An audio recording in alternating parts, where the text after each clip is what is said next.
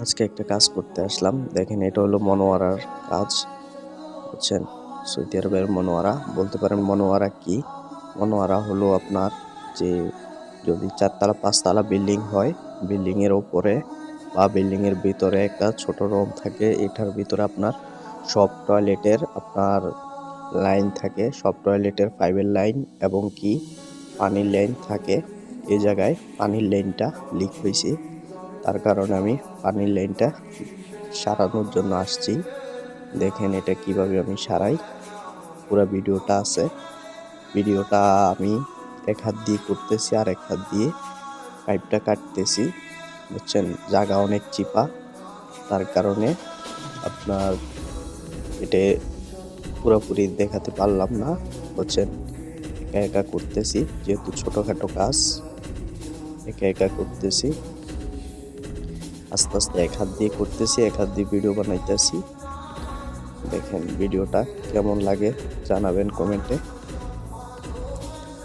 আর এভাবে আপনারা কাটি। এদেশের গাড়া আছে, আপনার যে আঠা আঠা আছে, আঠা অনেক ভালো মানের আঠা আছে, আঠা লাগালে হয়ে যায়। আর এই পাইপটা হলো এয়ারবসার চেয়েও একটু বেশি, বুঝছেন?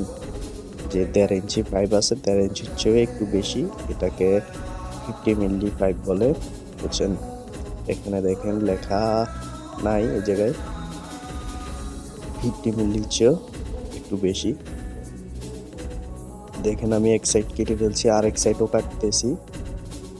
ঠিক আছে, এই সাইডও কাটা হয়ে গেছে, কারণ এই সাইডও উপর নিচ তো সমস্যা নাই, কারণ ওই সাইডটা আপনার সাইডে পড়ে গেছে, তার কারণে আমার একটু কষ্ট হয়েছে। এই সাইডটা উপরে নিচ তারলে সমস্যা নাই, আমি হেসকো ব্লেড চালাইতে আমার সুবিধা হইতে আছে, আমি তাড়াতাড়ি করতে পারি এই সাইডটা।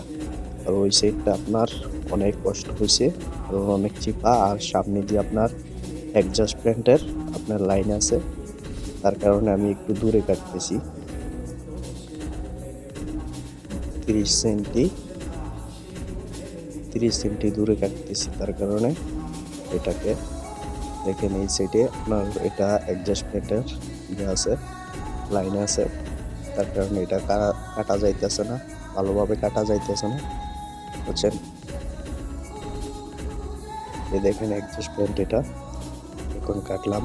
যে আগে একটা আপনার জিলবা ব্যবহার করছে, তার কারণে আমি আর জিলবা জয়েন্ট দেব না, শুধু একটা জিলবা আর একটা আপনার সৌদি আরবে কুয়া বলে, এলবোকে কুয়া বলে, এ কুয়া লাগাই দিব, বাস।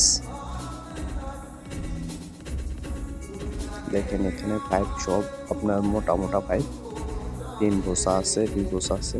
আর এটা হলো আপনার ছোট রুম। দেখেন আমি বের হইতেছি, পুরোপুরি দেখা যাইতেছে না, দেখেন আমি বের হইতেছি, বের হলে দেখবেন রুমটাই অনেক ছোট।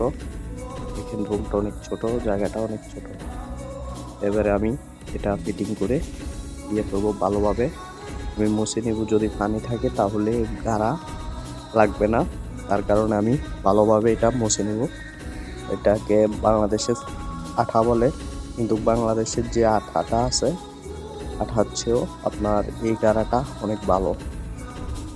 দেখেন এটা অনেক ভালো, উন্নত মানের গাড়া, সৌদি আরবের। এটা সচরাচর সৌদি আরবে এটা পাওয়া যায়, কিন্তু অন্য অন্য কান্ট্রি পাওয়া যায় কিনা জানি না। কিন্তু বাংলাদেশে যেটা পাওয়া যায় এটা পানির মতো, এটা এত ভালো না। কিন্তু এটা আপনি অনেক প্রেশার পাইপে দিলেও সমস্যা নাই, শুধু পাইপ না ফাটলেই চলে, বুঝছেন? অনেক ভালো গাড়া। যেমন আমি ফিটিং করে বাস আস্তে আস্তে এ করতেছি। দেখেন ওই সাইডও আমি ফিটিং করে দেব। ফিটিং করার পরে প্রায় 5-10 মিনিট পরে পানি চালু করব। পানি চালু করার পরে দেখবেন যে ঠিক আছে। দেখেন এই সাইডও আমি ভালোভাবে আঠা লাগাইতেছি। আঠা লাগানোর পরে আমি পাইপও আঠা লাগাবো, কোনো সাইডে যেহেতু লিক করার সম্ভাবনা না থাকে। যত পানির প্রেসারে হোক, যত লিক করার না সম্ভাবনা থাকে। এবারে এটা লাগাই আমি 15 মিনিট পরে পানি